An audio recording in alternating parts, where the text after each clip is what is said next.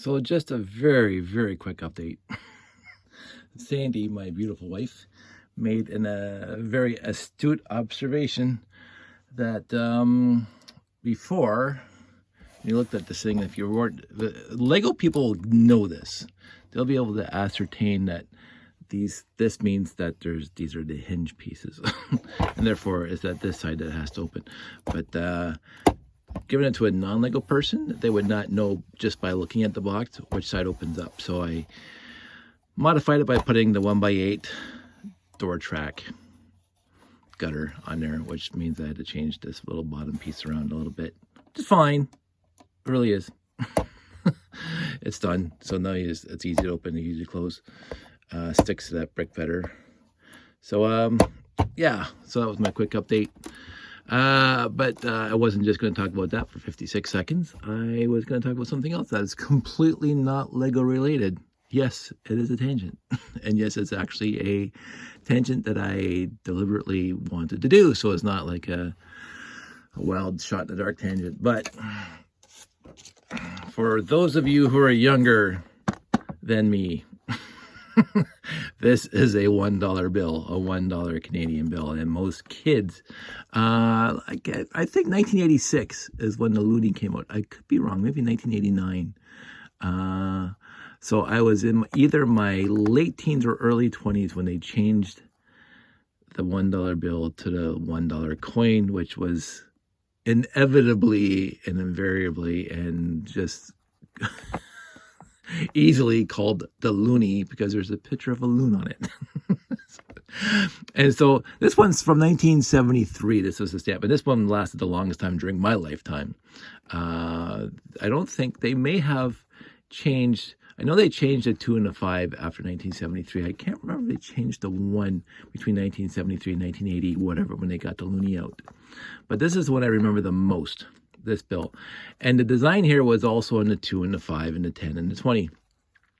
But the 2 and the 5 changed with those half circles on them. And okay, so this is where this tangent's going. I'm not and there's a technical term for it, a collector of monies. My brother was a coin collector way back in the day, and he found some really old coins and this is back in the 70s when you could find coins relatively easy from the 40s and 50s. I don't know what happened to his coin collection that we were kids. I don't know whatever happened to it when he became an adult, but that led me to collecting bills that were out of print but still in circulation. And I remember a few times because we were at Tim Hortons a lot, and somebody would and I'd be sitting at the counter because counter service. So I got to see it. It happened more than once. Not a lot of times, but it happened more than once, where I would see a note, 10 or a 5 printed from 1954 or before the 70s. And I'll exchange that. I would ask the hostess at the cash register, I'll give you this new 5 for that old 5. And I was doing that. And I actually had, I don't know, $150 of various denominations of bills going back to the 40s and 50s, Canadian bills going back to the 40s and 50s and 60s. And I would press them in a book that I had in my bookshelf. So I can't remember what book I had it in. One of my science fiction novels, obviously, because that's what mostly was on my bookshelf. Asimov, Clarke. I'm not sure. Not a Star Trek book. I used to use them as bookmark. I will say this. After the Looney and Toonie showed up, I'd use $1 bills as my bookmark, even though it was still legal tender. I would just put this in my, because I just carried Loonies and Toonies around. So that went on even when I met Sandy when she moved in, and I showed her my bill collection, and it wasn't extensive, it wasn't thorough, it wasn't complete by any stretch, and I wasn't going out of my way to find bills. It was just as soon as I saw them, an older bill, I would just ask the person if they wanted to swap it with one of my newer bills, and overall they said yes. And overall, I got about $150 worth of bills that were out of print but still valid for circulation in Canada. And what had happened was, completely forgetting about that, because it happened sporadically as I got older, Sandy and I did a downsize in the house. I think just before Josh was born, we were in a mood to clean things out because we're having a kid and we're going to have stuff for kids. And so my book collection was which was relatively extensive. I had some of my old textbooks from college and university and even high school, the ones I liked, philosophies and stuff like that. And even my chemistry books. I kind of like chemistry. It wasn't nearly as good as my brother, but I kind of like chemistry and physics and whatever. And Shakespeare. I had the complete works of Shakespeare. That was for school. Some older books. I'm not saying Jane Eyre and stuff like that, but yeah, Dickens. I had Dickens' complete collection because I like Dickens myself. So anyway, I had all these books, and a virtual ton of science fiction books. Clark, Asimov, Douglas Adams, a lot of Star Trek books. And I said, well, I've read them already. And I don't need to read them again. If I want to read them again, I'll find them in a nice used bookstore as we travel around the world, as we go for our vacations and stuff, and I will just buy one off the shelf. Like I had all of David Eddings. I had them all because I liked David Eddings at the time. But I only kept what I quote unquote the best ones. So I kept the Foundation trilogy, obviously.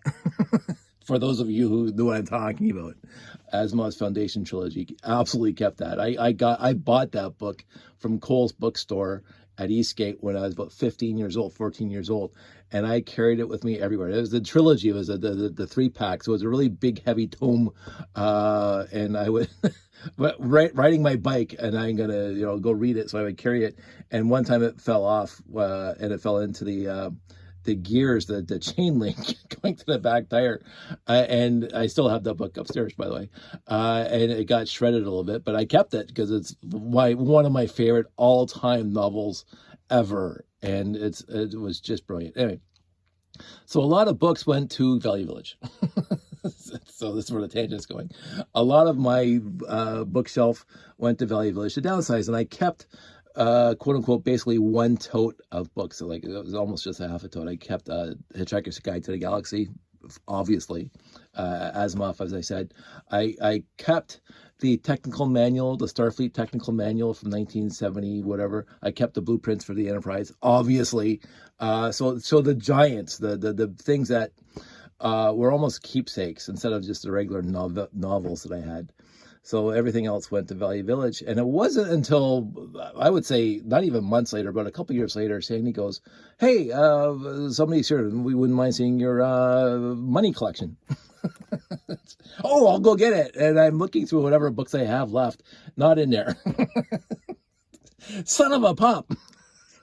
So somebody at Value Village got like $150 face value of all these old bills, and I'm sure if you found a collector, you would have gotten quote unquote more for them. But again, it's one of those things that happened to me.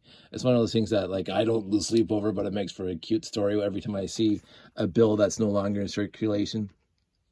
Like this $1 bill here. And every time I see this, I remember that story. And I was actually just coming back downstairs, and we have this, I don't even know where we got it from. But it's in the house, and we're starting, quote unquote, the collection again. so, but again, where are you going to pick up a 1 and 2? Like I'm not going to mention names, but this is a story. Another tangent, but it relates to this. Sandy and I have a friend who grew up and lives in the UK, and she came over here back in the 80s and early 80s to do stuff and to teach and work, and for a term, and then she went back to the UK after that term was over to go on with her life back at home, and she got married and had kids, and she came back to visit, like I would say before Josh was born, so 16 years ago, she came back to visit, and she's visiting us. She stayed with us. It was nice, but she hadn't really been back to Canada since she left back in the 80s, but we kept in contact and blah blah blah. So she came back and she brought her money, her Canadian money that she had kept from the 80s, early 80s with her. She brought it back. She's coming back to Canada. She had Canadian money. So she goes into whatever store, Canadian Tire, McDonald's, whatever. She's walking in with her purse, and she's buying whatever, and she pulls out a $1 bill. Or $2 bill, whatever it was. Obviously, it's been discontinued for well over a decade now. So, 2 decades. And the girl behind the cash register had zero clue what this was. I mean, it says right on it, $1 Canada. Like, is she thinking it's Canadian Tire money? No, this is legal tender still. We could actually spend this if we wanted to, and we're not going to. We could actually go to a store legally and try to exchange this for goods. but if you're under the age of, say, 25, you're going to say, what is that? And then you'd have to prove to them that this is a $1 bill.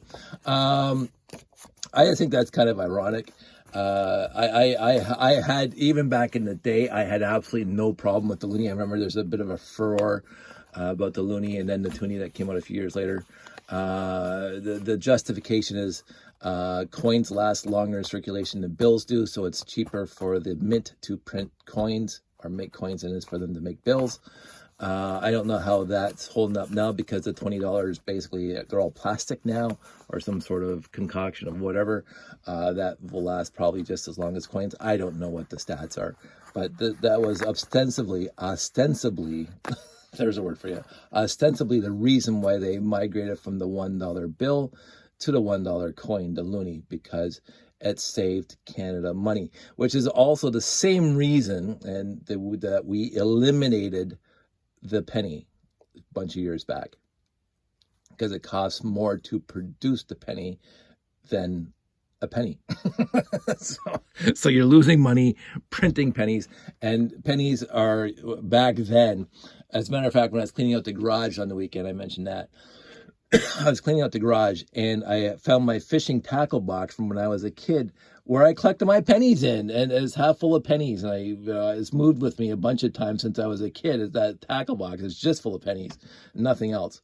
I keep on, back in the day, I'm going to roll them up and take them to the bank. Well, that's more work than you're going to get back. There's probably, I don't know, $10, $15 worth of pennies in there. The thing weighs a ton. And I think, I remember, I think my brother and I picked through it to find the old pennies.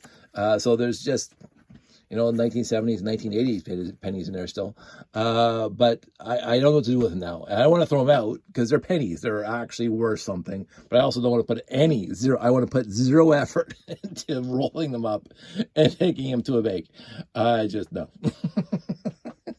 So there they sit. Every time I stumble across that tackle box, there's my tackle box full of pennies. And it's just pennies. And it's just like, there's some American pennies in there, mostly Canadian pennies. Back in the day, because of where we are, 20 minutes from the border, pennies got mixed up a lot between Canadian and American. The dimes and quarters and everything else got all sorted, nickels, dimes, and quarters all got sorted out between American and Canadian. But the pennies, I would say there's 1/10 of the pennies inside my tackle box are American. I have no want, no desire, nothing to actually sort that out and roll them up and take them to the bank. No, I just don't. And I know that I believe there were machines that would do it before. I don't even know if they exist anymore. Because back in the day, you could take it to a place where they would roll your coins for you, and they'd charge you like a pittance to roll all the coins. And then you can take those to the bank, should you so desire. I always liked, back then, rolling up my coins into the paper sleeves and then taking them to the bank and adding them to my bank account. There was one time I had one of those big, huge water jugs that you fill up in at your office, the water kiosk, whatever you want to call it, hanging around the water cooler. That's it. I had one of those, basically full of coins way back in the day, and I dumped them all out, sorted them all out, and I took them back. I got hundreds of dollars. It was great. Every time I had change in my pocket, I would dump it into that. But the pennies somehow avoided that, and they ended up in my tackle box, and now they're really set. So Anyway, I don't think I have too many more stories about this, but I saw this and I did that, and I wanted to combine the two videos to make something remotely longer. So I'm not going to go off on some epic tangent now. I'm trying to be nice to my viewers, that I'm not going to go off in an hour rant. I have actually edited some of my later videos in the past couple of weeks that were an hour and 10, hour and 15, sometimes even an hour and 40 long, down to 25, 30 minutes, and taking out the entire rant at the end, the entire tangent at the end that nobody needs to hear. So I'm going to do the same here. But I'm not going to waste my time editing. I'm just going to make sure I cut off this video now. So I don't have to edit it, because that's work. Everybody out there, stay safe, take care. I hope this was slightly amusing, slightly part of my life story. You know, I do miss certain things. I don't mind the loony, but I also like, this is one of my favorite builds of all time. It's simple in its style, and it looks, I missed it. And that's why, it's nice to have one of these things. And look at those big, beautiful letters. Canada. Yeah, we are here. You guys all stay safe. Take care. And I'll talk to you soon.